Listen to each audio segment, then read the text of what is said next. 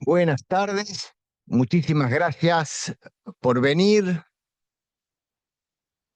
Bienvenidos al edificio San José, que es un edificio bastante nuevo, en nombre de la Universidad Católica del Uruguay, en nombre de la Fundación Astur, en nombre de la UCU Senior. Queremos darles la bienvenida a ustedes y sobre todo a Diego Bernardini, a quien lo invito ya a pasar acá. Y ahora le voy a dar la palabra. Le damos un aplauso a Diego.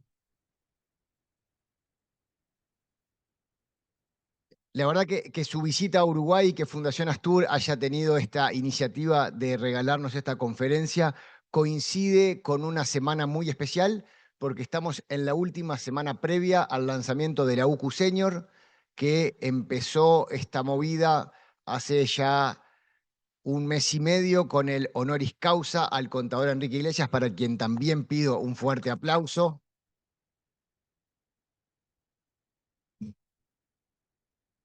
Entregamos el honoris causa y dijimos vamos a lanzar la UCU Senior, una propuesta universitaria en el marco de la nueva longevidad para personas de más de 60 años. En ese entonces, cuando la lanzamos, pensamos que íbamos a estar en el entorno de las 40 personas inscriptas en el primer año, que iba a ser el testeo de octubre y noviembre, y hoy tenemos 124 inscriptos ya para arrancar el martes que viene, así que estamos felices y desbordados al mismo tiempo, pero dice mucho de lo que tiene que ver la nueva longevidad, dice mucho del interés de ustedes en ir a la universidad, volver a tener charlas significativas en la universidad, generar comunidad, paliar la soledad no deseada, pero encontrar aprendizajes significativos en cualquier etapa de la vida.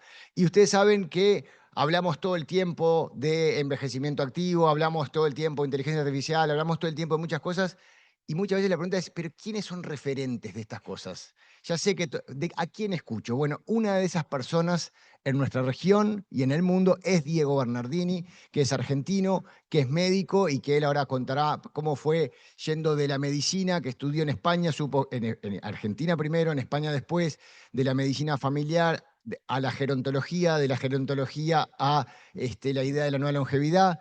Tiene por ahí 3 ejemplares del libro, no sé cómo los va a regalar porque somos bastante más de 3, pero alguno va a quedar en la biblioteca de la universidad a la cual pueden acceder.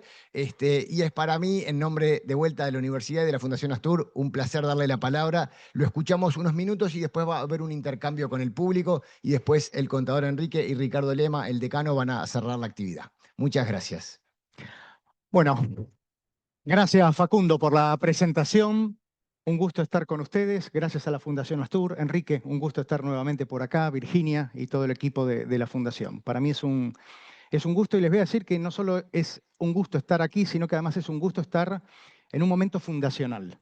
Realmente cuando me enteré que la UCO estaba iniciando este programa de estudios, llamémosle de la experiencia, de curso para personas mayores, me parece que es muy interesante eso, poder ser parte del nacimiento. Enrique me comentaba que es un ciclo también de conferencias y que me toca inaugurarlo, así que realmente es un gusto poder estar aquí con ustedes. A ver, eh, completando o complementando un poco lo que comentaba Facundo, yo soy médico de familia. Cuando me preguntan si soy médico, ¿no? Yo soy médico de familia. ¿Por qué? Porque me identifico con la persona, con el paradigma de alguna manera de ser un médico humanista cercano a la persona. Y en lo personal tuve el gusto de tener esas mesas familiares, ¿no? De inmigrantes españoles e italianos, donde por supuesto siempre terminaba alguno llorando, alguno enojado, alguno que se levantaba y que se iba. Pero bueno, conocí mis 4 abuelos, conocí 3 bisabuelas mías, así que de alguna manera siempre tuve un poco esa inclinación, inclusive cuando era estudiante de medicina ya más o menos sabía a qué me iba a dedicar. Así que bueno, yo preparé una presentación que va a ser un paneo, digamos, sobre lo que es la nueva longevidad y fundamentalmente también hablando de algunos aspectos vinculados a la soledad y a la intergeneracionalidad. Y la idea es que después también podamos conversar un poco entre todos, ¿eh? Así que esa es un poquito la idea. Como se imaginan, los que somos del Río de la Plata somos muy aficionados al deporte, somos muy aficionados sobre todo al fútbol particularmente. Y hace unos meses atrás, cuando terminó la Liga de las Naciones y este señor, Cristiano, eh, lideró al equipo de Portugal, que en definitiva fue quien ganó, una de las cuestiones que llamó la atención en la prensa pública, inclusive ocupó titulares, es que este señor tiene 39 años. Y una de las cosas que decía era, bueno, 39 años y todavía siendo capitán y jugando a un nivel muy alto.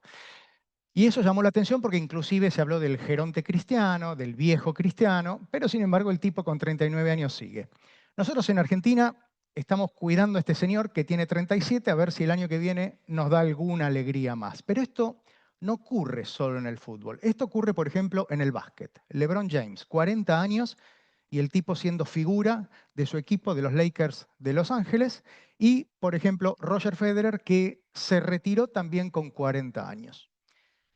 Claro, uno podría decir, bueno, pues esta gente son deportistas de alta competencia, tienen toda la ciencia atrás, tiene todo el dinero, toda la investigación, pero lo cierto es esto que no está ocurriendo solamente con las personas mayores. Esta señora se llamaba Harriet Thompson. Fue la primera mujer que con 92 años completó una maratón de 42 kilómetros. Harriet Thompson falleció por una caída en una escalera cuando venía de entregar regalos en la ONG para la cual ella trabajaba. O sea, una mujer de 92 años, deportista de grande, porque empezó a correr de grande, y que además estaba siendo partícipe, incluida de ese tejido social a través del voluntariado. Estamos viviendo claramente una nueva longevidad. Se está redefiniendo lo que entendemos por envejecer.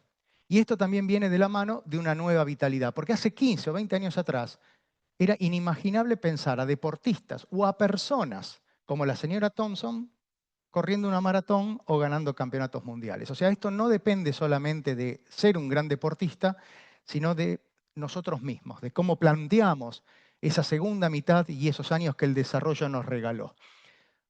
Todos ustedes conocen esta marca, ¿no? O sea, todos hemos tomado en algún momento un café acá, y algo interesante que ocurrió en el año 17, en noviembre, fue que en México se inauguró la primer cafetería de Starbucks atendido por personas mayores a 60 años. Esto estaba muy cerca de donde yo vivo, donde vivía, en el corporativo Coyoacán. Y fui varias veces ahí porque me interesó ver cómo era la dinámica dentro de la cafetería. Yo les puedo asegurar que era muy diferente a cualquiera de los otros Starbucks. Por el respeto hacia ellos, por cómo ellos atendían a los clientes, realmente era totalmente diferente. Ahora, fíjense lo siguiente. Abuelitos a cargo de una cafetería. Esto es como decir, dejamos una cafetería en manos de una banda de viejos dementes. Donde voy a pedir un moca, me van a dar un latte, voy a pedir un latte, me van a dar un espresso. O sea, esto es la cultura actual. Esto es lo que tenemos que cambiar, porque este es nuestro propio futuro. Entonces, esto es lo que tenemos que cambiar, pero no solo pasa en Starbucks. Esta señora se llamaba Lorraine Miller. Trabajó 34 años en el McDonald's. Inclusive cuando sus 4 hijos ya estaban jubilados, ella seguía trabajando. Y trabajó hasta los 94 años. Ahora, fíjense, una anciana de 94 años. ¿Por qué no poner una señora o la señora Miller? Sin embargo, esto es la narrativa, esta es la cultura actual que todavía piensa que la edad nos define. Esto es lo que hay que cambiar. Por eso, de alguna manera, la gran pregunta es, ¿qué significa ser mayor? Esta es una pregunta que no falla. Todos los periodistas en algún momento te dicen, ¿cuándo nos volvemos mayores? Miren, dejamos de percibirnos personas jóvenes pasados los 40. Que cuando vas por la calle te dicen, señor, ¿tiene hora? Y vos decís, me convertí en señor y no me enteré, ¿no? O sea, en algún momento cambió. Y esto es importante porque la respuesta a qué significa ser mayor depende de dónde y a quién le preguntemos. Es un concepto muy flexible. Hay un estudio muy interesante del año 2012 en países de la región europea como muestras representativas que mostró que el promedio era 67 años. En ese momento, ¿eh? Hoy cambió, hoy está arriba de 70. Pero a los 67 años esas poblaciones decían que una persona se volvía persona mayor. Para los griegos estaba en ese momento más cerca de los 70 años. Para los turcos estaba en 55. O sea que si yo voy a Turquía con mis 58, tengo descuento en el transporte público, entro gratis a los museos y probablemente mi médico me diga, ahora tenés que ir a un geriatra. Por eso es muy interesante entender qué significa o qué no significa ser mayor. Y acá me gustaría darle 2 noticias importantes. Vieron que siempre hay una buena y una mala, ¿no? Acá son las 2 buenas. La primera, que todos nosotros tenemos mayor expectativa de vida que quienes nos han precedido. Y esto es real. Estamos viviendo más e inclusive estamos viviendo en general, más sanos. La otra es que muy poca gente lo sabe. Muy poca gente sabe eso. En la UCU se enteraron. Por eso estamos abriendo o están abriendo este programa de formación para personas mayores, del cual después vamos a hablar un poquito más. Miren, hablar de longevidad no es nuevo.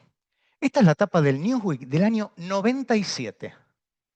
Y ya se hablaba de cómo vivir 100 años. Año 97. Esta es la noticia de Argentina. Vieron que los argentinos siempre somos como muy optimistas. 130. Vamos a vivir 130 años. Pero los americanos nos ganaron. El New York Times ya hablaban de la inmortalidad en el 2001. En el 2000, perdón. En el 2000. ¿Mm? ¿Recuerdan que hace 2 semanas todo el mundo habló de esto? El señor Putin le dijo al señor Jinping que íbamos a ser inmortales, que íbamos a cambiar una rodilla, que íbamos a cambiar esto. Bueno, hoy hay mucho de eso. Jeff Bezos, el dueño de Amazon, tiene una división que se llama Altos, Altos Lab. Tiene un presupuesto de 3.000 millones de dólares. Contrató 6 premios Nobel y se llevó de España a 20 de los mejores investigadores en envejecimiento, buscando la inmortalidad. ¿Mm? Por eso, lo que es importante es entender un poquito que no es tanto cuánto vamos a vivir, porque la gran crítica que se está haciendo son los dilemas éticos, morales, y además porque esas tecnologías van a estar en manos de quienes puedan pagarlas. Y esto también es un tema que tenemos que discutir. Por eso no es tan importante, o por lo menos para mí, no es tan importante cuánto vamos a vivir, sino cómo lo vamos a vivir. Una vida larga tiene que ser una vida llena de proyectos, llena de vida, llena de cuestiones. Y eso es, de alguna manera, la nueva longevidad. Miren, la nueva longevidad tiene 5 dimensiones. Es un término cuantitativo. ¿Sí? Acá en Uruguay tenemos prácticamente un 20 e inclusive más porcentaje de personas mayores que va a ir aumentando. Se está convirtiendo en un fenómeno de alguna manera también de transformación porque la población en todos los países de la región va a empezar a caer a partir del 2050, 2060, porque estamos teniendo menos hijos y estamos viviendo más. Entonces va a haber menos población, pero además va a haber más gente adulta y más personas mayores. Es un término también cualitativo y esto es importante. ¿Por qué? Porque se está viviendo con mayor independencia.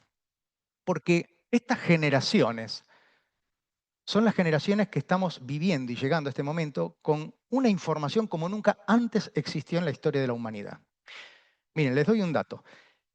La información en ciencias médicas, en términos generales, crece a un 2.7-2.8% anual. Lo que tiene que ver con el proceso de envejecer, desde lo biomolecular con la edición genética hasta la salud pública, crece casi al 4%. O sea, hay mucho interés en ver qué pasa y hoy lo sabemos, qué es lo que ocurre. Hoy sabemos qué ocurre con la longevidad. Quizás suena fácil, simple y hasta aburrido, pero hoy sabemos que hay que moverse más, hay que cerrar el pico y mantener un peso adecuado, hay que rodearse de amigos, de personas, no como Roberto Carlos, 1 millón de amigos, sino tener poquitos pero poder compartir las angustias, las alegrías, las cuestiones profundas. Tenemos que tener una vida espiritual. Una vida espiritual no solo significa ir a la iglesia, sino pensar en la trascendencia, pensar en el legado. Eso es una vida espiritual. Y tenemos que tener un sentido de vida. Un programa como el que empieza en la UCU da sentido de vida. Y después se los voy a mostrar. Perdón. Tenemos nuevos roles. ¿Saben cuáles son los roles nuevos? Tráeme los nietos, pero me los dejas 2 horitas y te los llevas. Esos son los nuevos roles. Tenemos nuevas intensidades. A mí me lo dijeron en el consultorio, doctor, ¿hay un Tinder para nosotros? Por ejemplo, una preocupación de salud pública en este momento en los Estados Unidos es el tema de las enfermedades de transmisión sexual entre personas mayores de 65 años. Porque las mujeres, entre que después de la menopausia se cierra la fábrica, se abre el circo, y los hombres con las pildoritas, nadie se está cuidando. Entonces, hoy en Estados Unidos están preocupados por el resurgimiento de problemas de salud vinculados a las conductas sexuales que antes no se veían. Bueno, y la diversidad. Vieron que en la infancia tenemos salita de 3, salita de 4, preescolar, primaria, secundaria, y eso es infancia. Ahora, ¿qué nos está pasando con las personas mayores? Cumplís 60, cumplís 65, te transformás en un abuelo, sos de la clase pasiva, sos un jubilado, palo y a la bolsa. Todos iguales, los de 60, los de 70, los de 80, los de 90. Hay abuelos de 40 y pico de años y abuelas, ¿sí? No toda persona mayor de 65 deja de trabajar. Cuestiones que tenemos que empezar a pensar.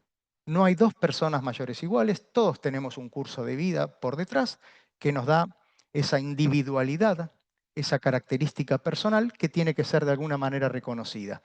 Y dentro de eso, frente a una narrativa social, a una cultura que nos habla que después de cierta edad parecería ser que todo es pérdida, hoy la ciencia nos dice que hay características que mejoran, hay atributos, características de cada uno de nosotros.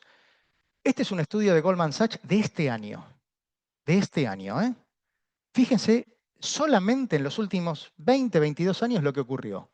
Una persona de 70 años tenía la misma capacidad en el 2022 de una de 53 en el año 2000. Esto es producto de lo que hoy estamos sabiendo. Es producto de que nuestra sociedad ya no es una sociedad de productividad, donde tenías que ser joven y fuerte para trabajar. Hoy el trabajo es cognitivo, es la sabiduría. Hoy tenemos que hablar de vigencia. La vigencia es la capacidad de aportar. La vigencia es la que me dijo Enrique cuando nos conocimos en el 2003, que usted estaba en la secretaría en CEGIB, en Madrid, y me dijo, yo cuando voy a hablar un discurso tengo 3 o 4 horas de lectura previa y todos piensan que yo ahí estoy improvisando. Eso es vigencia, es la capacidad de aportar. Y la capacidad de aportar va por otro carril diferente que la edad biológica. Lo que dice nuestro documento de identidad solamente dice cuánto tiempo llevamos vivos. No dice de nuestros sueños, nuestros proyectos, nuestros objetivos, nuestras ganas de hacer. Tampoco la pavada del holandés.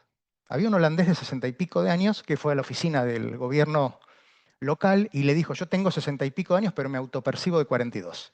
Así que quiero que me cambien el documento. Por supuesto lo mandaron a pasear, ¿no? Claramente. Miren, hay atributos, como les decía, el desempeño general.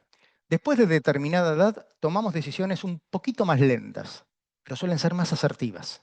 Tienen menos grado de error. El trabajo, la diversidad etaria. Vieron que siempre hablamos de diversidad, pero pocas veces de diversidad etaria.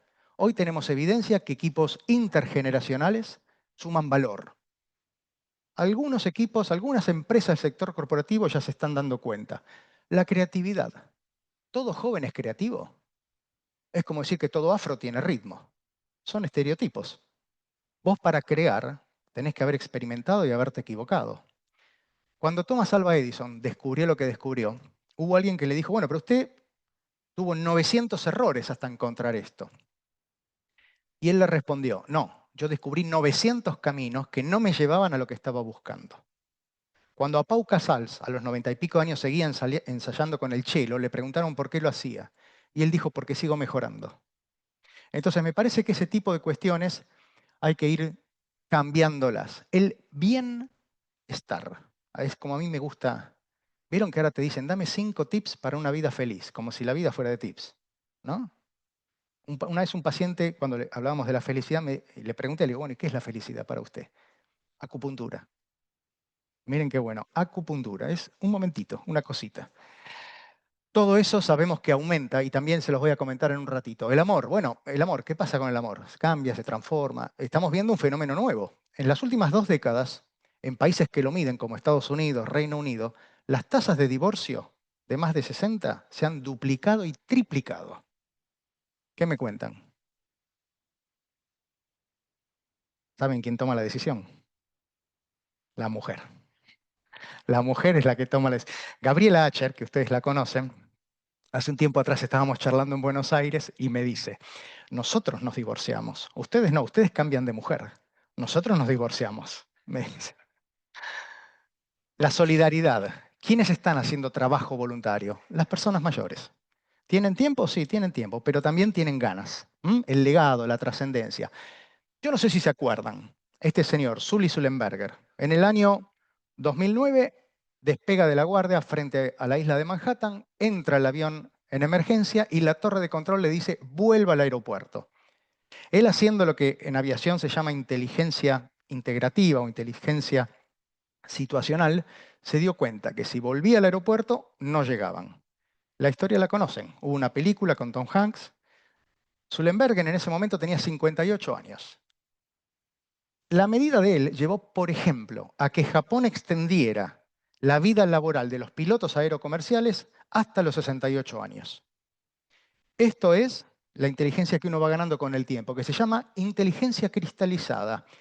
Miren, ya en la década del 60, un señor, Raymond Cattell, que era un psicólogo británico que se desarrolló en Estados Unidos, describió estas dos inteligencias. La inteligencia fluida es la que tienen los jóvenes de 30 y pico de años. Abstracción, rapidez, cálculo matemático. La cristalizada es la de Sullenberger. Es la que tenemos nosotros cuando integramos algunas cuestiones. ¿Mm? Miren, estos son los premios Nobel. Fíjense en las edades promedio. Salvo el de La Paz, el resto fue subiendo. O sea, evidentemente la edad da algunas cuestiones interesantes, ¿no? Pero ¿qué nos dice la sociedad hoy en día? Muchas veces lo opuesto. Por eso, hablar de la nueva longevidad implica hablar de la necesidad de una nueva narrativa, una nueva cultura. Las palabras construyen. Construyen conocimiento, construyen sociedad, pero también construyen estereotipos. Necesitamos un foco personal y colectivo, no solo pensarnos nosotros cómo nos gustaría vivir el tiempo que nos queda, sino la sociedad. ¿Cómo hacemos para cambiar esta sociedad? Porque esta sociedad es la de nosotros. Es la que si no cambiamos el día de mañana nos va a invisibilizar, nos va a tachar con estereotipos, nos va a mandar a la casa. Es una herida a nuestro propio futuro. ¿Mm? Tenemos que pensar en ir antes. Yo siempre les digo a mis estudiantes de medicina, yo soy profesor titular en la Universidad Nacional de Mar del Plata. Tengo estudiantes, o tenía estudiantes porque ahora estoy en el posgrado, de chicos de 20, 23 años. Entonces yo les decía, el trabajo para los que estamos en la salud, independientemente de la carrera en la que estemos, no es solamente el consultorio ni el hospital, es la escuela, es la comunidad, es el vecino. Es cuando un periodista nos pone un micrófono. Lo hablábamos el otro día, hace un tiempo atrás, con el ex ministro, el secretario de Salud, Rafa Bengoa, en España. Me decía, mira, Diego, cuando te ponen un micrófono hay que aprovecharlo. Te pueden escuchar 100 o 100.000, pero hay que aprovechar y decir lo que uno piensa y así, sin filtro. Y eso es lo que tenemos, la necesidad que tenemos de cambiar, de intervenir, porque en definitiva esta nueva longevidad es una etapa nueva en la historia de la humanidad. La longevidad siempre existió. O sea, los senadores romanos eran todos cincuentones cuando apenas llegaban a los 30 años. Sócrates, Aristóteles, Platón, todos ellos por arriba de 60 años, cuando en la antigua Grecia se morían a los 20 y pico. Cuando Miguel de Cervantes escribe El Quijote, tenía más de 60. Y los estudiosos del Quijote dicen que el Quijote era un cincuentón. Ahora, ¿cuál es la diferencia? ¿Qué es lo que está pasando ahora? Que por primera vez en la historia de la humanidad esto empieza a ser un fenómeno social y colectivo. Hoy la mayoría de nosotros, lo que le decía antes, tenemos más expectativa de vida. Yo esto se lo digo a mi hijo, tiene 19 años. Le digo, mira, flaco, vos con un poquito de suerte y ciertos hábitos vas a vivir mucho tiempo, pero tenés que prepararte. Por ejemplo, vivir cuesta dinero. Todavía nos siguen jubilando como hace 100 años atrás. Hay que modificar esas cuestiones. Miren, hasta acá la situación, el qué. Ahora me gustaría pasar a cómo resolvemos algunas cuestiones que tienen que ver fundamentalmente con los desafíos, para ver cómo los encaramos. Quiero compartir primero este video con ustedes. A ver.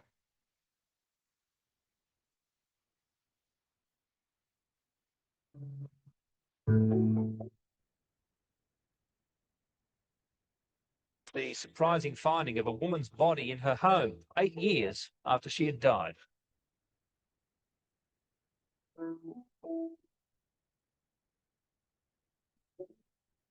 Quienes hoy paseaban por un parque de Bilbao no han podido evitar mirar a una mujer sentada en un banco. No era de carne y hueso, se trata de una escultura hiperrealista. No provoca curiosidad porque también invita a una reflexión, la reflexión sobre la soledad de los ancianos. Hay decenas de personas que durante todo el día están pasando por aquí. A estas horas todavía siguen llegando hasta aquí muchas personas interesadas por saber y por conocer a esta solitaria mujer. Se ha logrado su objetivo, atraer a los curiosos y crear un debate sobre el motivo de su aparición.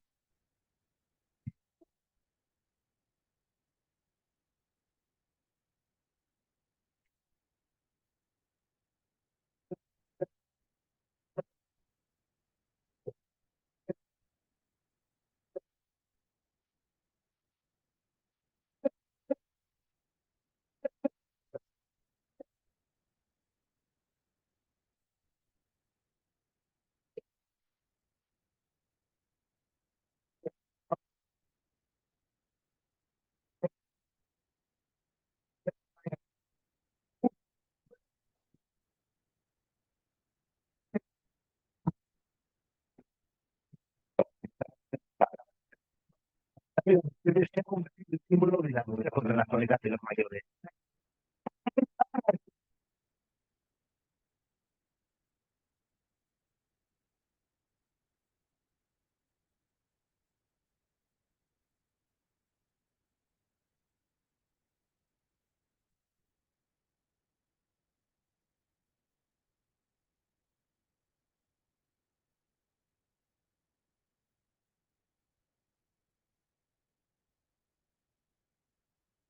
Esta fue una experiencia que se hizo en Bilbao.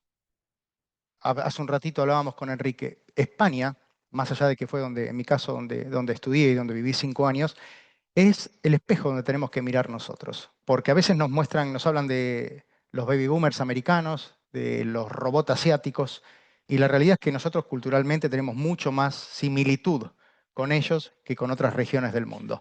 La soledad, y a mí me gusta hablar de la soledad, no de la soledad indeseada, porque la soledad existe y no es una cuestión de personas mayores, es una cuestión que atraviesa la cultura, que atraviesa la sociedad.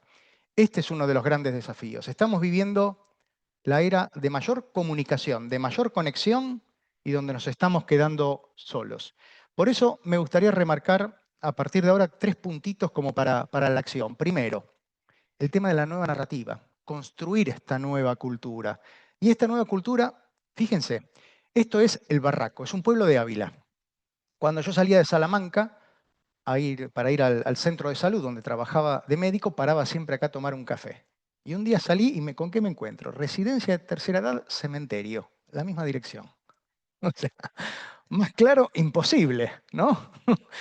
Bueno, esto es lo que tenemos que cambiar. Les comparto esto.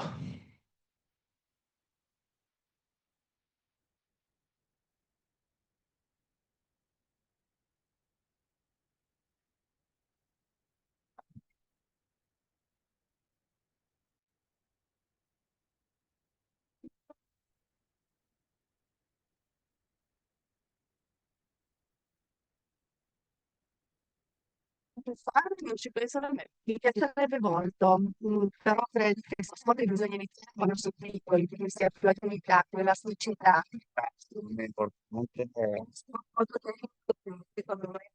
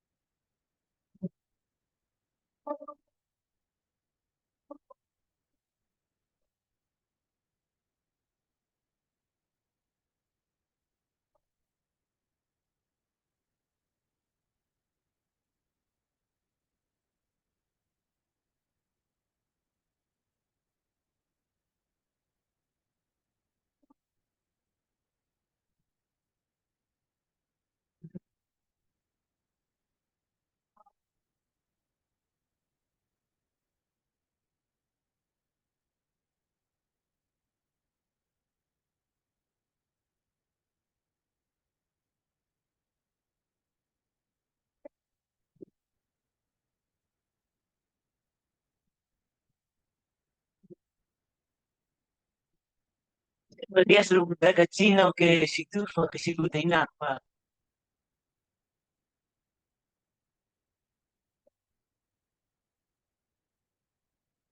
Nadie busca lo que no conoce. Estamos necesitando son oportunidades, espacios de conexión, la intergeneracionalidad. Es la primera vez que tenemos la posibilidad de compartir distintas generaciones, distintas historias de vida. Pero además, fíjense, este señor comenzó a nadar a los 57 años. En la segunda mitad, nunca es tarde para empezar, nunca es tarde para nadar. Dicen que Marie Curie aprendió a nadar a partir de los 50 y pico de años. Tolstoy, que le tenía miedo a la bicicleta, aprendió a andar en bicicleta también después de los 50 y pico de años. Hitchcock hizo la mejor de su producción por arriba de los 50 y de los 60 años. Hay infinidad de casos como estos.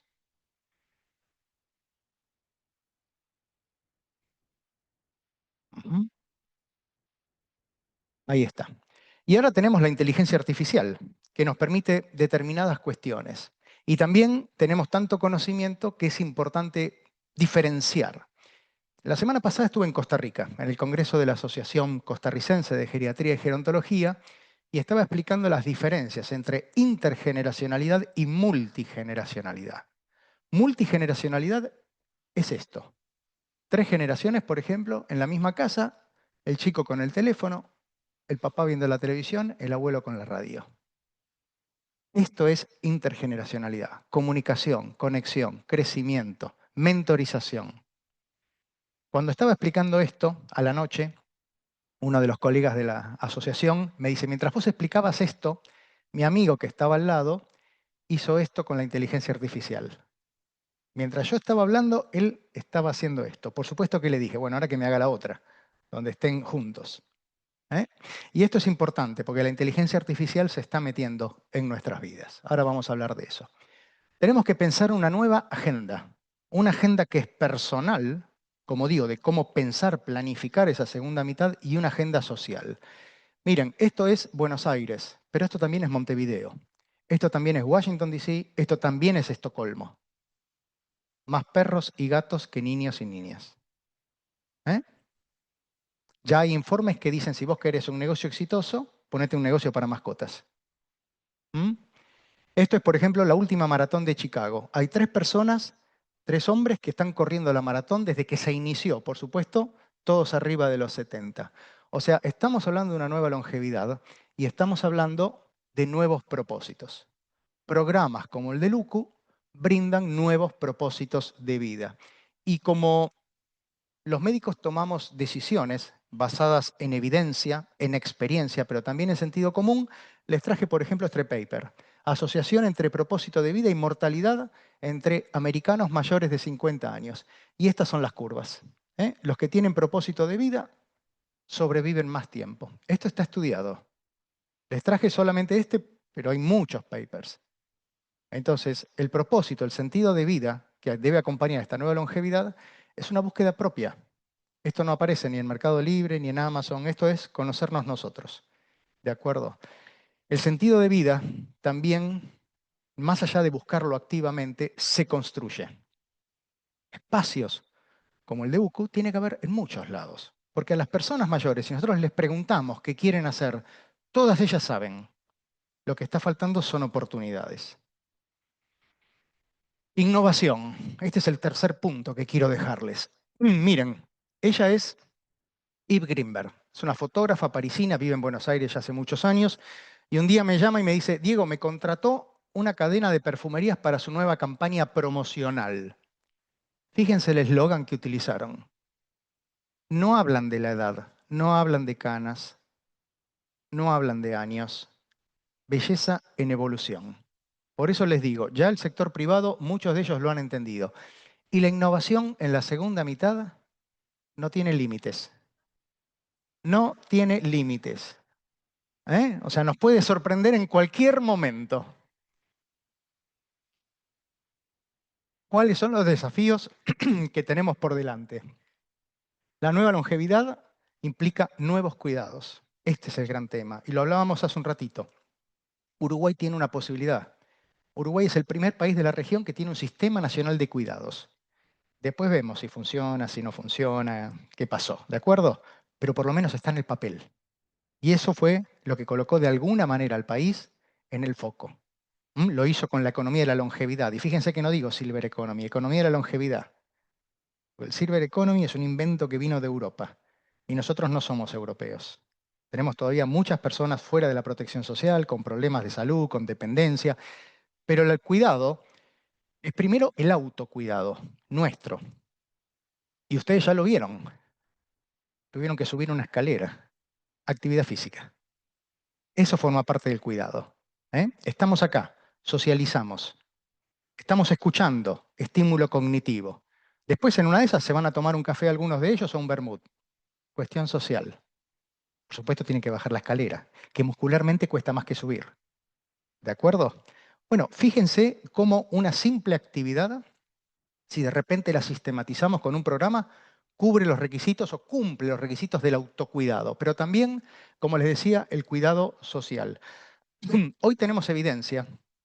De hecho, este año se publicaron un par de papers, pero este es un investigador de Dartmouth, en Estados Unidos, que ya viene publicando estudios sobre la felicidad, la famosa curva en U. ¿Se acuerdan? La curva en U que dicen que somos felices en las 2 primeras décadas y en la última a partir de los 50. Bueno, lo que está saliendo, y por eso este año ocupó mucha prensa, este mismo investigador, es que nuestros jóvenes están viviendo peor que nosotros. La primera parte de la U, de la sonrisa, está desapareciendo. Estos son los chicos y los jóvenes de la pandemia. Y ahí es donde entonces cobra valor la intergeneracionalidad. Lo vimos también en la pandemia. Las parejas que menos separaciones o divorcios tuvieron eran las que llevaban más tiempo juntos, la de los mayores. Tenemos experiencia a través de consultorías de empresas familiares, que esas empresas familiares, las personas mayores, las primeras generaciones, jugaron un rol fundamental, diciéndole a los jóvenes, mira que toda la vida no se vive en pandemia ni en confinamiento. Entonces, ahí es donde entra la interacción y la compañía en relación a esa soledad de la cual veníamos hablando. Y esto es un punto que tenemos que empezar a considerar. ¿Qué pasa con la inteligencia artificial, con la robótica, con las ayudas? Lo que ya sabemos hoy con la investigación es que hay cuestiones que nos caen muy bien, pero no tanto. O sea, aceptamos ayudas tecnológicas, pero como seres humanos no nos gusta que esa ayuda humanoide sea tan parecida a nosotros. O sea, nos gustan algunas cuestiones, pero no tener una máquina con cara humana enfrente. Sin embargo, es algo que hay que empezar a pensar. ¿Cómo vamos a hacer para esa interacción, para esa compañía? ¿Quién nos va a cuidar? La mayoría de nosotros en algún momento vamos a necesitar cuidados. Lo que no sabemos es a partir de cuándo y durante cuánto tiempo. Y los que hemos cuidado, sabemos lo que es cuidar. Las cabezas hacen esto. Físicamente, emocionalmente, financieramente. Ese es el gran desafío de la nueva longevidad. Por eso lo que hay que hacer es esto. No hay que subestimar a las personas, llamémosle mayores. No hay que subestimar a las personas en realidad, por el solo hecho de cumplir años.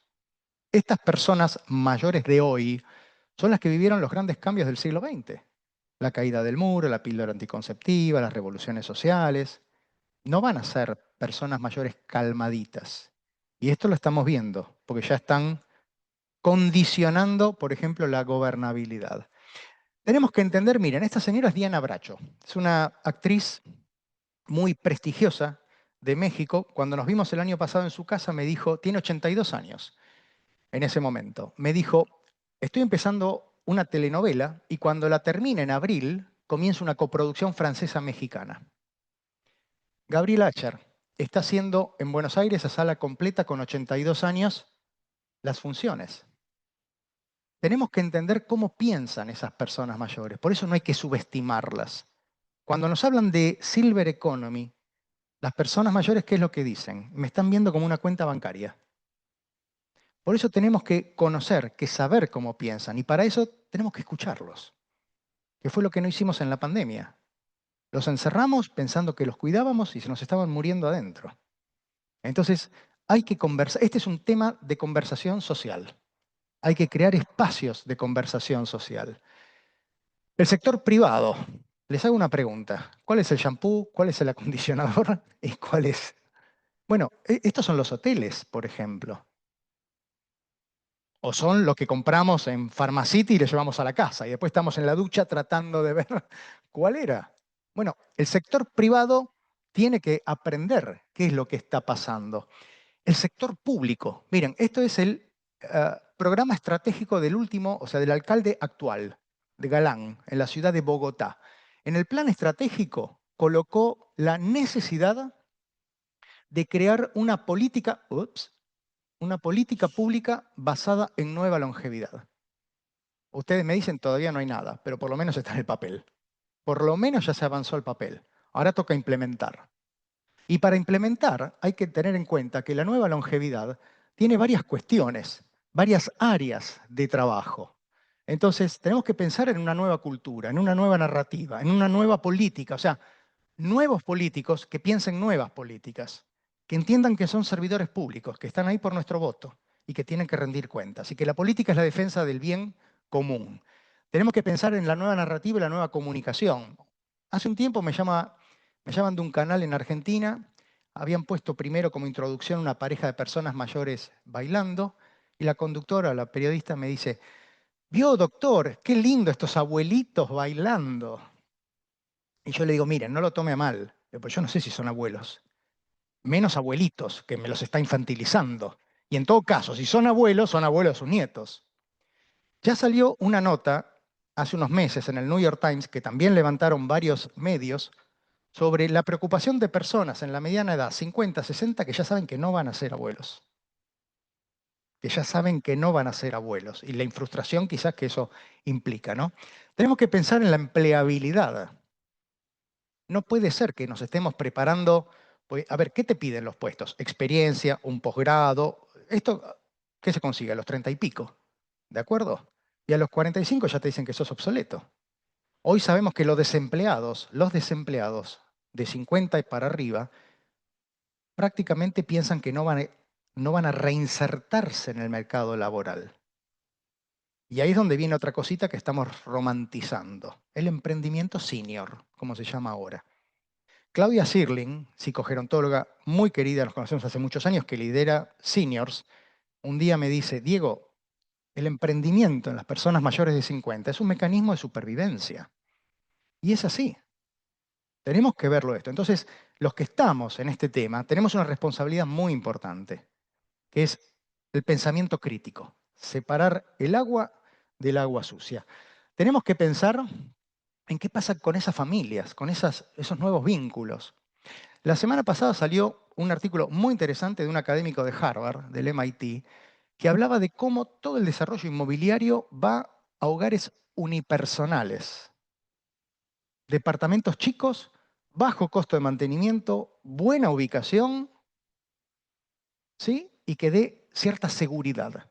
Hoy, para que se den una idea, los hogares unipersonales en un país como Uruguay, como Argentina, es el 30 y pico %, pero va a ir creciendo. Necesitamos nuevos entornos, ¿eh? Ciudades que estén preparadas para que la edad no sea un impedimento. En algún momento en Buenos Aires, ¿vieron la 9 de julio? Tenía un semáforo peatonal que tenías que ser atleta para cruzarlo. Tenías que ser atleta. Porque además, si no lo cruzabas, te quedabas en el medio, así, haciendo equilibrio entre los que iban y venían. Bueno, tenemos que pensar eso, ¿de acuerdo? Tenemos que hacer pedagogía de la longevidad. Acá la próxima tienen que estar todos los estudiantes de carreras de ciencias de la salud, del cuidado, de arquitectura, sociología, filosofía. Tenemos que integrarnos, porque esos chicos, primero tienen que ser chicos sanos, porque si vamos a tener poco y vamos a tener que mantener un sistema, van a tener que ser sanos, y esos son los que van a tener que trabajar. Pero además van a tener que entender que ellos mismos se van a tener que cuidar y que las personas, a medida que cumplimos años, podemos seguir aportando. Entonces hay que educarlos de jovencitos. Tenemos que hacer pedagogía de longevidad y tenemos que buscar nuevos liderazgos. No puede ser que sigamos votando gente, o que el otro día, esta semana lo decíamos en el Congreso. Generalmente las posiciones en las direcciones de personas mayores, se dan por favores políticos. Total, las personas mayores no importan. Entonces, te debo un favor político, bueno, hacete cargo de los mayores. Eso pasa en muchos lados.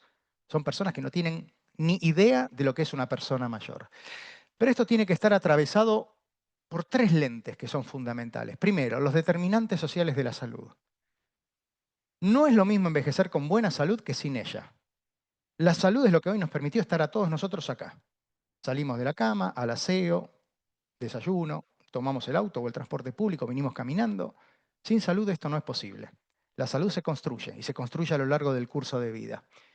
La intergeneracionalidad. Esto es fundamental. Es un bien que tenemos ahora y que tenemos que aprovechar.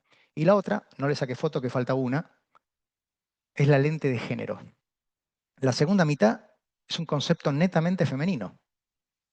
Yo hoy estoy sorprendido que hay más varones que la media en mis presentaciones. La mujer gestiona de una manera diferente, siempre está ocupada. Mario Bunge, una vez cuando fui a charlar con él para el libro en su casa de Montreal, le pregunté, digo, ¿por qué piensa Mario que las mujeres viven más? Me dice, que digo, siempre están ocupadas. Están en la cocina, están con los nietos, están con las amigas, están hablando mal de nosotros, pero están siempre ocupadas. En cambio, nosotros nos jubilamos, nos vamos a la plaza a darle de comer a las palomas y nos ganamos el título de viejos profesionales, me dice. Entonces, esto es muy importante. Igual no se rían porque no se la llevan gratis las mujeres. Viven más, pero con más problemas de salud. Porque nosotros las enfermamos, claramente. Nosotros las dejamos antes, pero bueno, entonces esto es interesante porque requiere de un aprendizaje también. Nosotros aprender de ustedes y las mujeres aprender de nosotros. Por eso la lente de género es fundamental. Esto es una guía de implementación práctica que estamos terminando para repartir, sobre todo para los decisores. Miren, para ir terminando, en síntesis, nueva longevidad implica también nueva inteligencia y dentro de esa inteligencia la inteligencia artificial. ¿Por qué pongo esto acá? Porque si yo les pregunto a ustedes, ¿cómo les gustaría que sean nuestros últimos días? Los estudios nos dicen hacer la gran Robert Redford, estar en nuestra casa durmiendo hasta el último día. Estar en nuestra casa a medida que cumplimos años significa que ese hogar sea seguro. La seguridad, la palabra seguridad a medida que cumplimos años es muy importante. Y mucha de esa seguridad empieza a caer en la inteligencia artificial. Y hoy empieza a haber dilemas éticos y morales, porque esto avanza mucho más rápido que los marcos regulatorios. Pero además de eso, cuestiones familiares. O sea, hoy sabemos que la mayor parte de los accidentes ocurren en la cocina y en el baño. ¿Voy a poner en el baño una cámara para ver a mi madre o a mi padre en pelotas con el tema de sentir que está seguro por si se cae? Entonces tenemos que empezar a pensar eso. Ya hay modelos de sensores en toda la casa que empiezan a registrar patrones de movimiento. Cuando algo se altera, disparan la alarma. Pero eso es diferente a tener una cámara en el baño para ver si mi madre cuando sale de la bañera se cae. ¿De acuerdo? Entonces hay que empezar a pensar qué pasa con esta nueva inteligencia. Hay que pensar qué pasa con el propósito de vida. Y el propósito es ni más ni menos que esto. Descubrir el don, trabajar para desarrollarlo y regalar el legado. Regalar esa trascendencia. Ese es el propósito de vida. Hoy la cultura todavía nos habla de una amenaza. Yo no sé si ya se dieron cuenta, pero yo en esto estoy viendo oportunidad. Por supuesto que hay desafíos, que hay riesgos, pero es parte de lo que tenemos que modificar. Cuando hablamos de una sociedad o cuando leemos de una sociedad envejecida, que es algo que leemos mucho, la bomba de tiempo, el tsunami de las pensiones, no, los que envejecemos somos nosotros. La sociedad que envejece es la que no se adapta a esta transformación. Y ahí es donde tenemos el reto. Porque hablar de personas mayores, de todo esto que estamos hablando, no es un tema para personas mayores, es un tema de todos nosotros, es un tema transversal, es un tema de pensarnos a nosotros y por supuesto a los que vienen atrás. Quiero terminar con este videíto. Vamos a dejar a ver si carga un poco para que vaya coordinado y no fraccionado como los dos anteriores y damos lugar al conversatorio. Este es un video de la AARP, la Asociación de Retirados y Pensionados Norteamericanos. I'm great. How are you? Okay, so tell us your first name and your age. My real age? My name is Paolo. I'm 25 years old. My name is Daniela, and I'm 19. 24. 31. 33.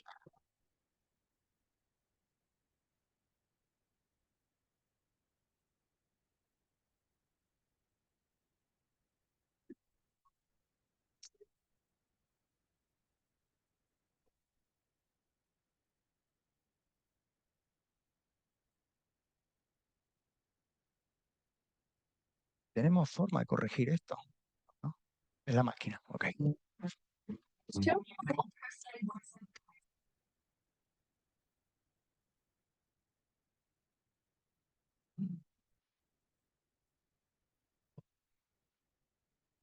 An old person do a push-up.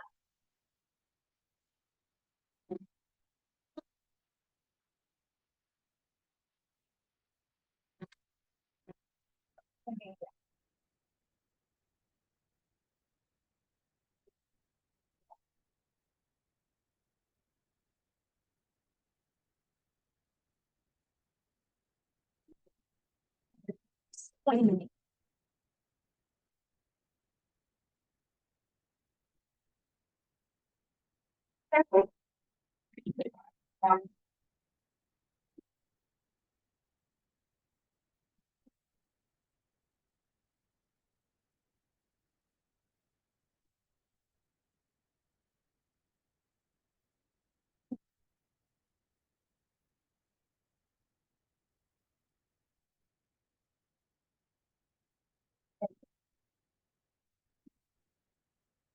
1, 2, 3. Lift 1, 2, 3.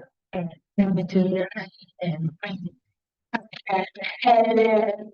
Yeah. Try to get balance.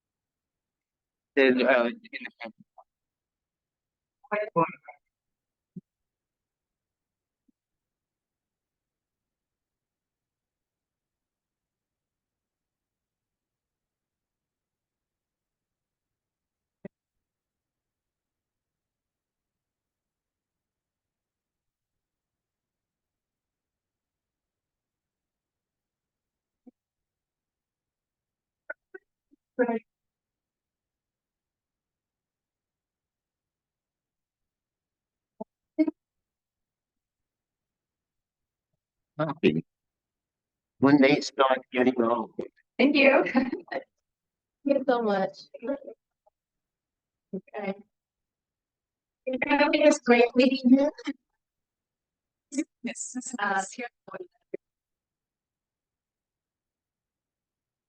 Bueno, esto es lo que necesitamos. Mezclarnos más. Intergeneracionalidad. Nadie busca lo que no conoce. Y ustedes lo ven. Cuando lo ven acá, y me ha tocado verlo también en espacios donde se trabaja esta intergeneracionalidad. Eso es lo que tenemos que hacer porque en definitiva es romper barreras, romper estereotipos. Yo creo que más allá de que haya estado descoordinada, el mensaje quedó claro. Así que yo con esto quisiera terminar, abrir el espacio de conversación que creo que puede ser muy interesante y agradecerles nuevamente a la Fundación Astur, a UCU, Virginia, todo tu equipo, junto con Enrique, para poder haber estado aquí con ustedes. Muchas gracias.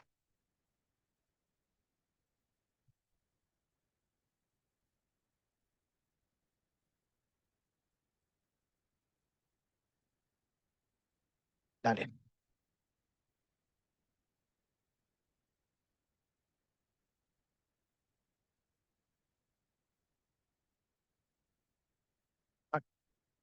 Ahí está, ahora sí.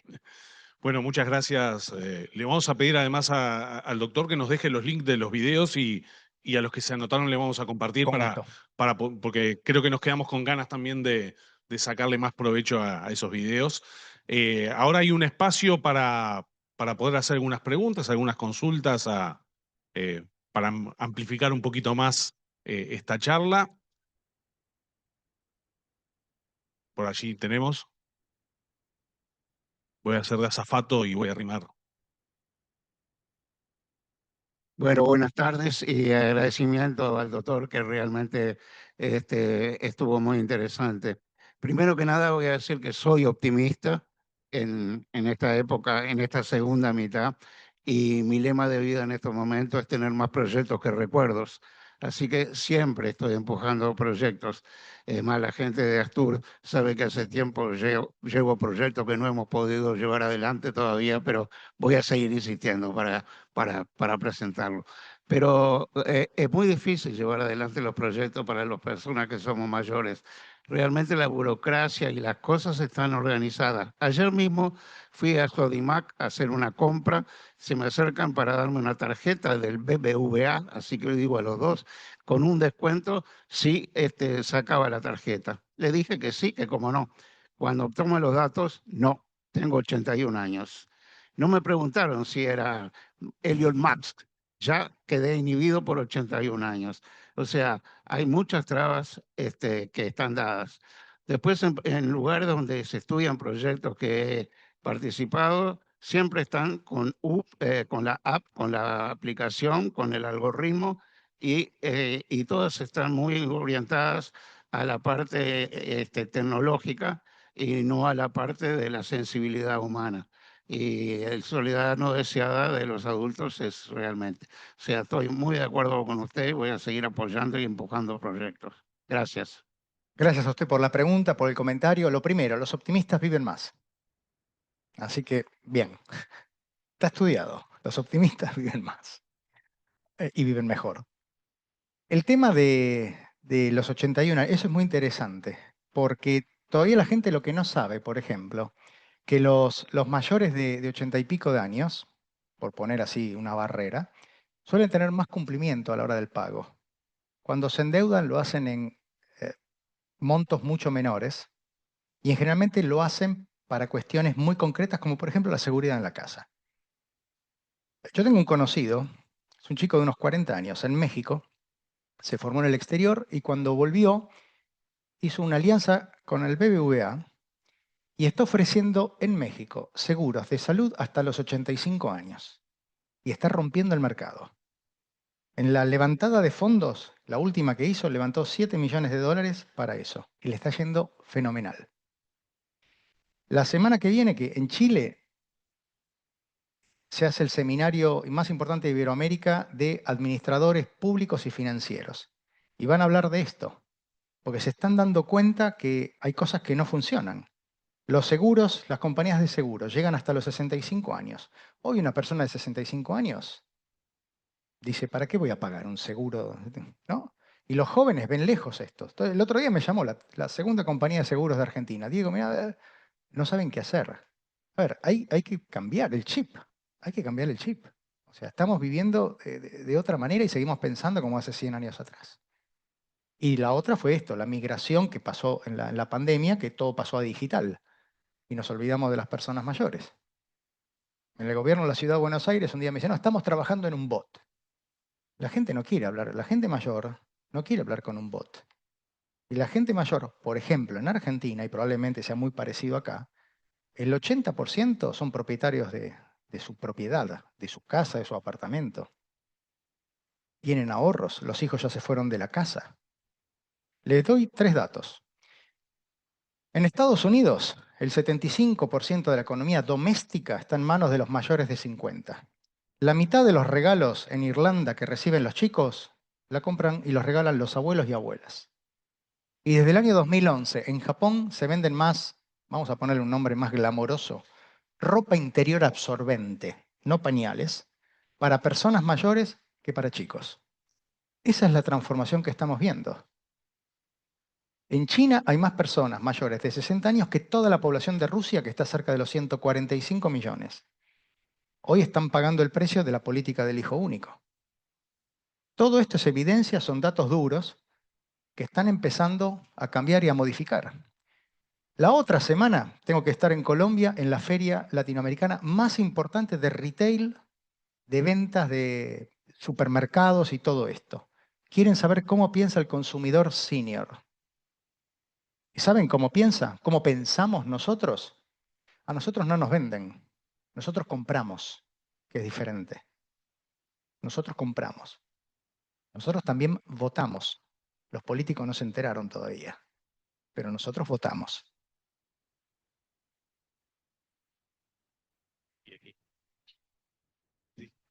Sí, buenas tardes. Muchas gracias.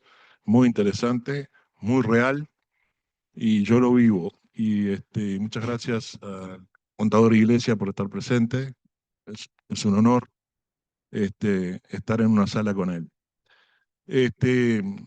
Yo trabajé 40 años en el campo. Mi actividad era veterinario y tenía establecimientos lecheros y todo ese tipo de cosas. Me vine a Montevideo por razones de salud y me resultó dificilísimo con 65 años adaptarme de una casa que tenía en el campo a un apartamento. Empecé a buscar cosas y ahora integro grupo de juego de las cartas, dos grupos que nos reunimos, no, 3 grupos, nos reunimos varios días en la semana con edades Yo voy a cumplir 76, soy uno de los más jóvenes, de 81 a 97. ¿tá? El de 97 años juega al tenis todos los días. Neri Egaña. Vive en Punta Carretas, se toma un ómnibus hasta un determinado lugar y de ahí hace enlace para ir al lawn tenis. Y después son todos longevos que viajan continuamente. Yo estoy integrado a todos esos.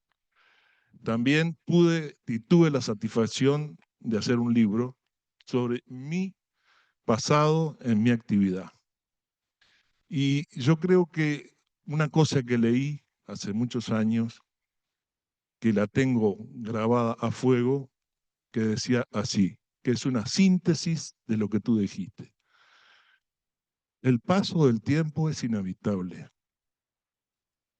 Envejecer es una opción. Era eso lo que quería compartir. Gracias. Es muy interesante porque en definitiva es eso. Si nosotros escuchamos, si nosotros conversamos, esas son las historias de vida. Yo también iba a ser veterinario y cambié de criatura, me hice médico después, pero de chico iba a ser veterinario.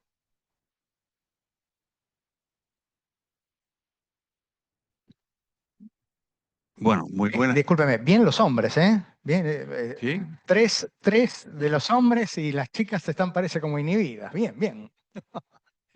Muy buena la presentación, muy interesante. Quería saber, si es posible, ¿cuáles son las razones que explican este aumento que ha habido de la longevidad a nivel mundial, ¿verdad? Y después, si en todo esto también tiene que ver algo la genética, porque hay diferencias entre... Varias cosas. Dale. La genética explica muy poco. Los estudios que tenemos de referencia apenas le dan un 25-26% a la genética. El resto, un 60% aproximadamente, inclusive más, son hábitos de vida. Es cómo nos movemos, cuánto y cómo comemos, cómo mantenemos un peso adecuado, de quiénes nos rodeamos. Hay un estudio, que es el estudio de referencia, que es el estudio de los adultos de Harvard. Es un estudio que empezó en el año 38, donde tomaron a cerca de 200 estudiantes de Harvard, que se imaginan en el año 38 eran todos rubiecitos y blancos. Entonces a los 2 años tomaron personas de la periferia de Boston, afroamericanos, para ver un poco esas diferencias. El estudio todavía sigue. Tiene ya, en este momento lo está dirigiendo un psiquiatra, Robert Baldingen, que es el tercer director, y donde ya inclusive se integraron no solo las esposas, las compañeras o compañeros de este grupo inicial, sino hijos y nietos. O sea, ya hay 3 generaciones en el estudio. Es el estudio que se aproxima a lo más parecido a decir, voy a sacar la foto de la vida de un grupo de personas para ver cómo transcurrió ese curso de vida. Todavía hay supervivientes de la primera camada, todas personas de arriba de 90 años, ¿no? Y lo que llegaron a la conclusión, hay un libro muy interesante que se llama, creo que en español se tradujo a Una buena vida, que es de Baldinger, el director, inclusive tiene una charla TED muy interesante, y las conclusiones que tienen, por supuesto, lo fueron midiendo, lo fueron evaluando médicamente, inclusive en algunos, con los permisos, pusieron cámaras para ver cómo se movían dentro, entrevistaron sistemáticamente. Y la conclusión fue que las personas que mayor longevidad y satisfacción de vida tienen, que todavía son los que han podido mantener ese sistema, ese ecosistema de vínculos afectivos, de emocionales continuo. O sea, son las personas que se han jubilado y han podido reemplazar, por ejemplo, a los compañeros de trabajo con amistades nuevas. Eso es un trabajo activo. Todos nosotros sabemos que los vínculos afectivos tienen intensidades. Hay personas con las que tomamos un café y de repente nos alcanza para verlo recién después de un mes. Digamos, ya está, suficiente. Con otros de repente podemos compartir una tarde, un fin de semana y con otros compartir la vida. O sea, los vínculos afectivos tienen intensidades, pero también tiene todo un fenómeno cuantitativo que es, si yo me fijo en ese curso de vida, tenemos muchos amigos en la escuela primaria, en la escuela secundaria. En la universidad se reduce un poquito. Si además hacemos familia, se reduce más. Pero el gran corte es sobre todo en la jubilación, en el retiro. Ahí es donde nos quedamos más solos. Y ahí es donde hay que empezar a trabajar y prepararse para ese cambio. Y los hábitos de vida son esos. son básicamente moverse más, un peso adecuado, la espiritualidad, los amigos y un sentido de vida, un propósito de vida. Esa es la fórmula de la longevidad. Nada de esa estupidez que hoy uno lee del biohacking y no sé, tantas barbaridades más. ¿De acuerdo? Y hay un 10%, un porcentaje, que tiene que ver con el acceso al servicio y al sistema de salud. ¿De acuerdo? No es lo mismo si te agarra una urgencia en el medio del campo, en una de esas no llegas. Si estás acá, probablemente tengas más suerte. Eso es lo que hoy se considera. Yo recuerdo, en Salamanca tenemos un libro, o hay un libro, Geriatría, que ya va por la 3ª edición, que cuando estaba en España, entre las teorías del envejecimiento, epigenética, era un párrafo. Hoy hay libros de epigenética, porque hoy tenemos más evidencia de cómo el entorno condiciona nuestro curso de vida. Y respecto de la genética, un par de cosas que son interesantes, que es la diferencia entre el hombre y la mujer. La mujer, cromosómicamente, desde el punto de vista genético, tiene un par XX. Nosotros tenemos un XY. Ese XX es una copia de seguridad. Si algo falla, lo repara. ¿Esto dónde lo vemos? En que las muertes de los neonatos, de los recién nacidos, masculinos, hombres, es mucho más alta que la de las mujeres. El infarto que al hombre le agarra a los 50, a la mujer le agarra a los 60.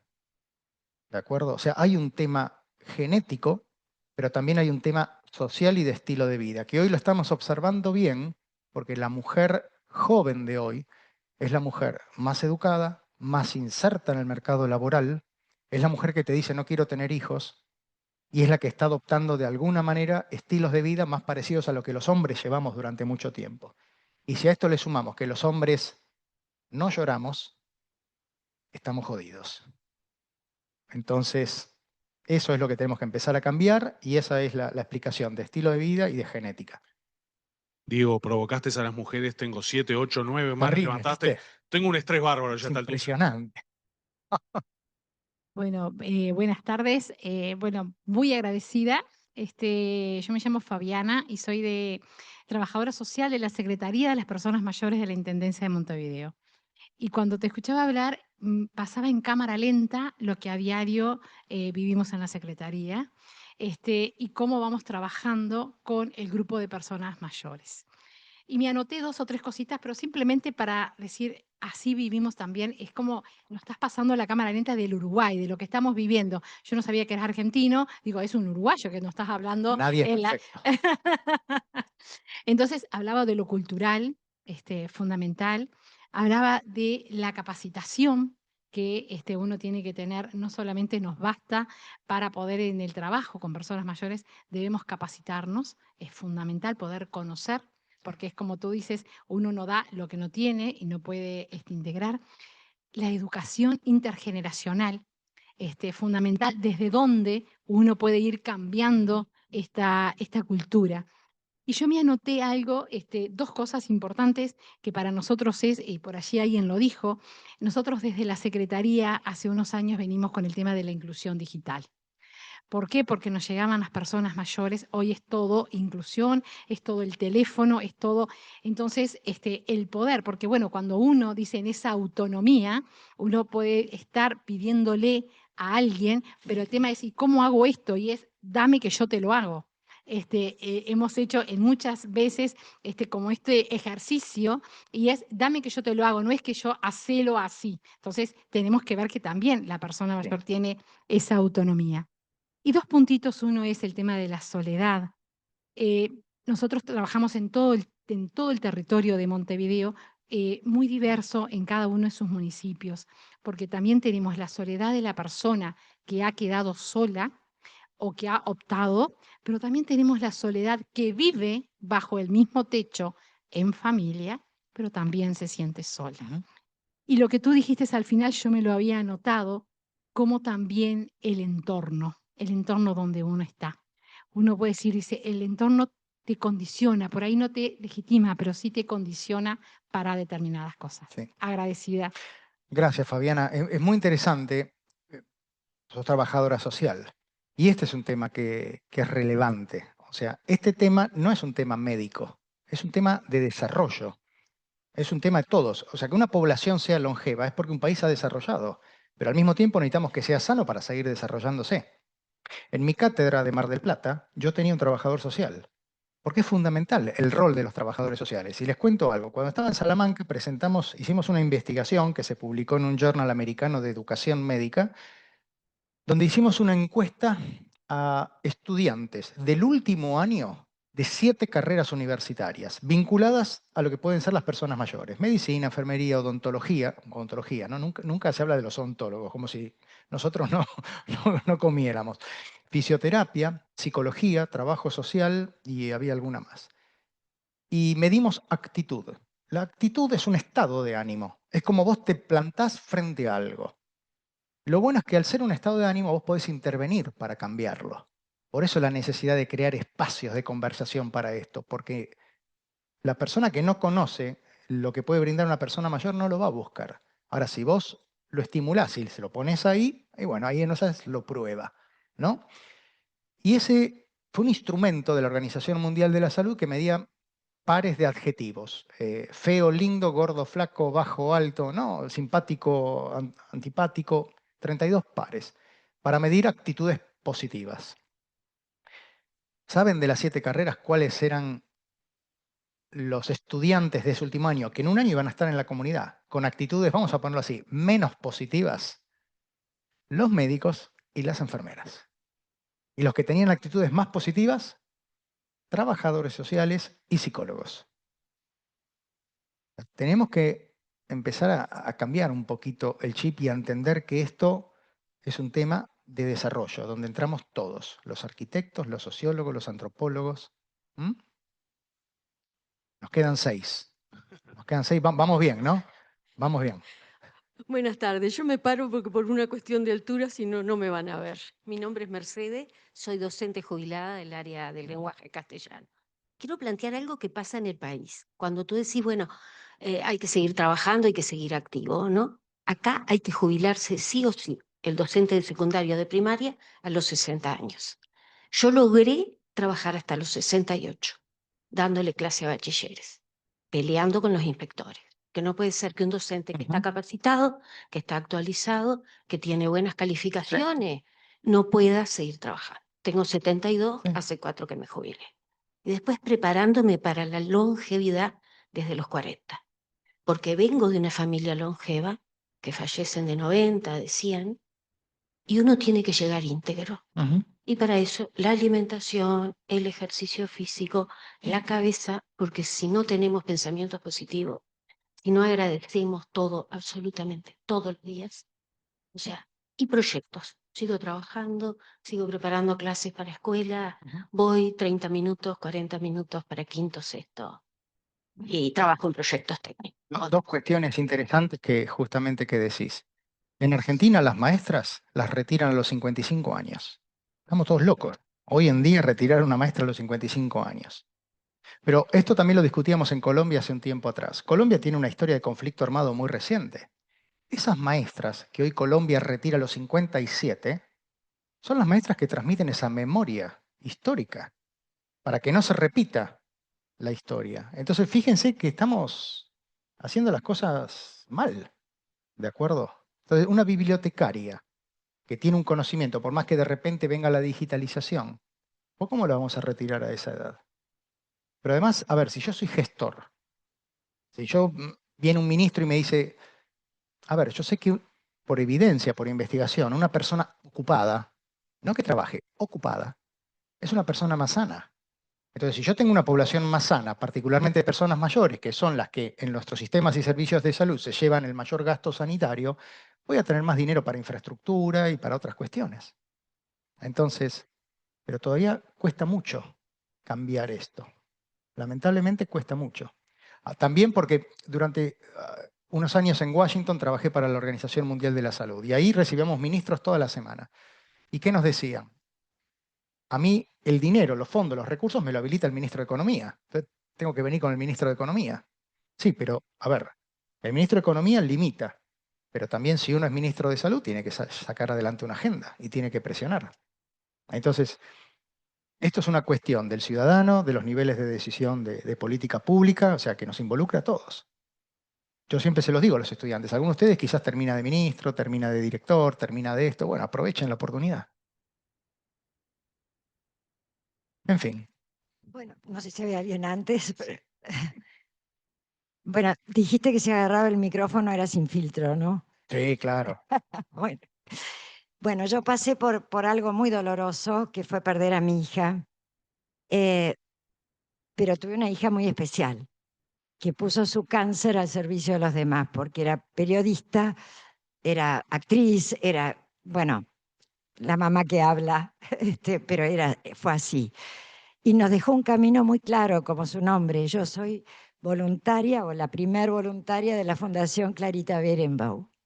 Entonces, cuando te oía, dije, bueno, pierdo el filtro y digo, no por la fundación que digamos que yo comencé a raíz de lo que pasó, pero sí para cualquier otra fundación. O sea, creo que tenemos la edad perfecta para brindarnos, y en el hecho de brindarnos, lo digo ya desde el dolor también, o sea, salir del dolor propio y hablar con personas que no solo están pasando por cáncer, sino que además tienen terribles situaciones económicas.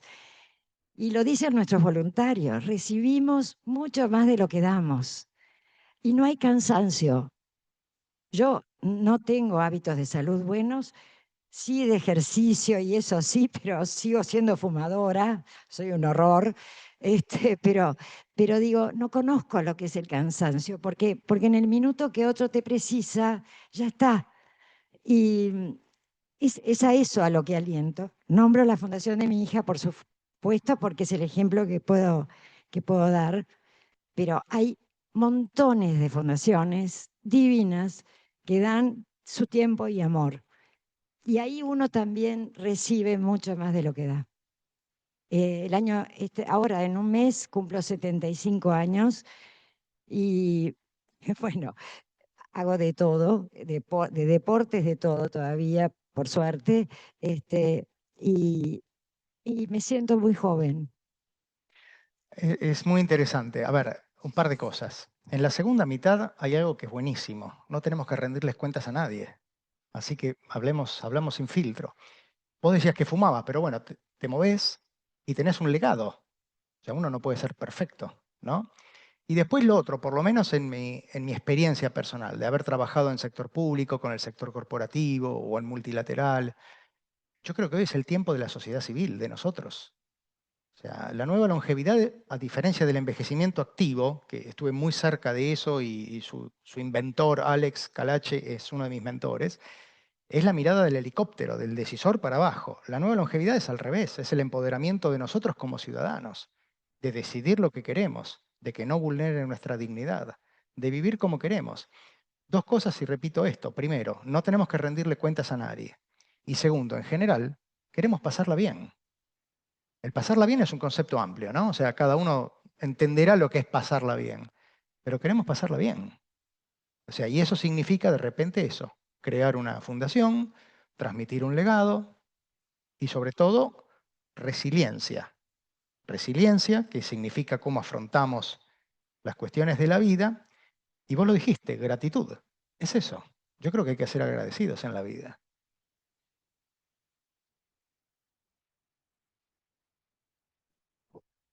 Hola, buenas tardes. Mi nombre es Sandra, mucho gusto, soy profesora de educación física, aún sigo trabajando.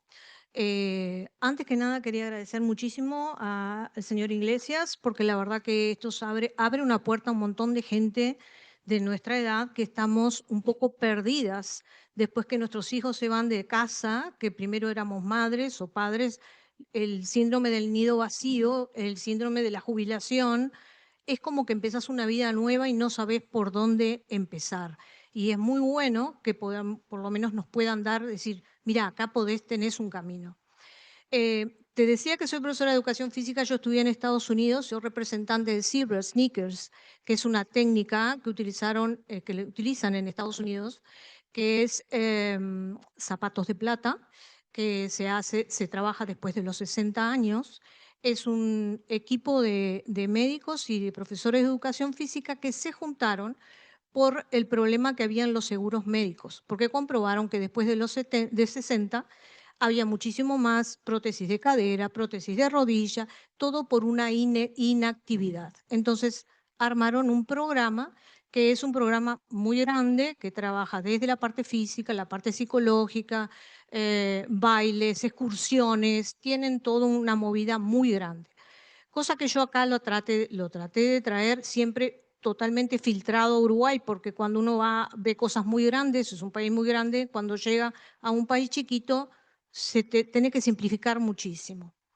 Lo que a mí me pasó personalmente con alumnos que he ido, sobre todo como trabajo con un poder adquisitivo relativamente alto, son gente que tengo que ir a la casa, son señoras que no quieren moverse de la casa por su poder adquisitivo, que no van a salir no necesitan, tienen su calefacción, etcétera. Pero lo que siempre veía era que todo lo que yo había estudiado no me servía de nada, porque lo que querían era un rato, que yo estuviera un rato con ellas, la compañía. Entonces no le interesaba ni mover un brazo, ni absolutamente nada. Al final llegué a un momento que me frustré mucho, porque digo, ¿para qué estudié tantos años? ¿Para qué viajé? ¿Para qué hice todo lo que hice? Si me tengo que sentar a escucharlas.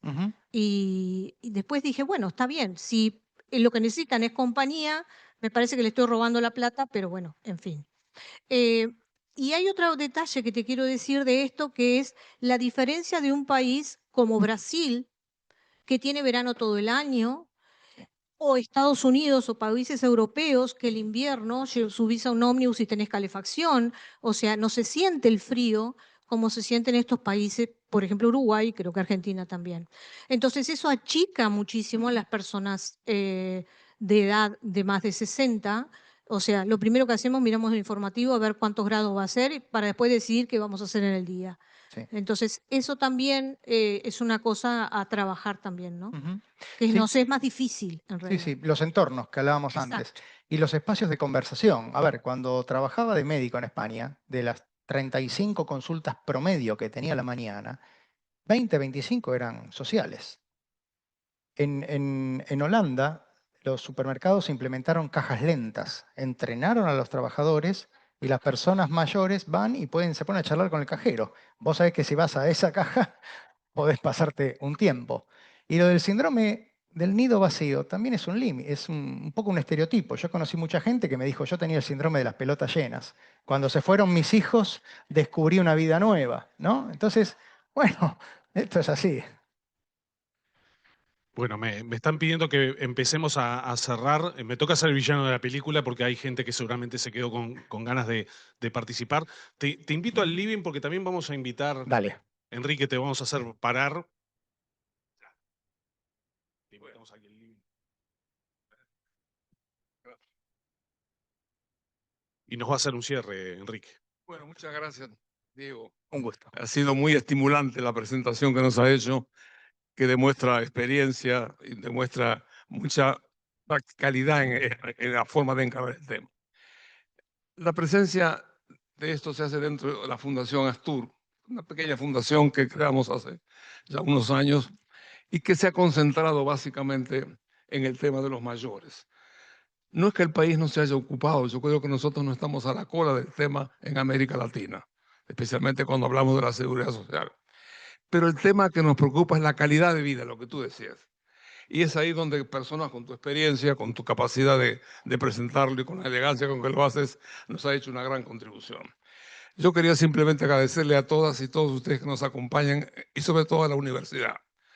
Esta es la universidad que nos acompaña porque es la única que tiene temas específicos en los cuales nosotros queremos incidir, que es el tema de la calidad de vida de los mayores, y en ese sentido nos sentimos muy cómodos y aquí y muy acompañados. Me queda que muchas gracias. Yo creo que mirando hacia el futuro, los invito a todas y todos a que mantengamos relaciones, agarren el teléfono, vean que donde dice Fundación Astur, nos mandan el nombre y la dirección y vamos a mantenemos nuestra revista, nuestra comunicación, para estar en contacto con esta pequeña institución que es fundamentalmente un compromiso con algo en donde queremos ser importantes en América Latina. Lo hemos sido en el tema de la seguridad social y lo queremos hacer en temas de calidad de vida. Personas como vos nos acompañan, nos estimulan y ciertamente te lo quiero agradecer. Y a todas y todos, muchas gracias y nos vemos nuevamente. Muchas gracias. Gracias, Enrique. Muchas gracias, un gusto enorme. Antes de terminar, comentabas lo de los libros. Este es mi primer libro. Es, de alguna manera, son conversaciones, es haberle dado voz a muchas personas. Son 22 diálogos con personas notables de Argentina. Quiero decirles que los primeros 3 diálogos que hice, que empezaron en el 2013, fueron en España. Uno fue con el señor Licinio Prieto, que en ese momento era el alcalde más mayor de toda España, ya falleció, tenía en ese momento 90 y pico de años, había sido elegido durante los últimos 40 años como alcalde, porque había sido el pacificador después de la guerra civil. La segunda persona fue el doctor Rivera Casado, que ayer desayunamos juntos acá porque fue invitado al Congreso, fue el primer catedrático de geriatría que hubo en España, y la tercera persona fue el señor Enrique Iglesias, cuando nos vimos allí en la CEGIB. Yo quiero dejar estos 3 ejemplares para la biblioteca. Si alguien va a Buenos Aires y tiene la posibilidad de recoger en determinado lugar, yo puedo dejar más ejemplares para que tengan aquí en los cursos. Es un libro que se utiliza en los cursos de las universidades de la experiencia, en Córdoba, en Santiago del Estero, en Bahía Blanca, en Argentina, donde estuve. Ha sido declarado de interés legislativo, educativo en varios lados, así que se los dejo. Y lo último, se preguntarán por qué el ginkgo biloba. El ginkgo, además de que es mi árbol favorito, es el árbol de la longevidad. Pero fíjense algo, siempre nos dan la hoja dorada, la del otoño. La idea es que sea de la vida. ¿Mm? Esa es la idea. Bueno, muchas gracias.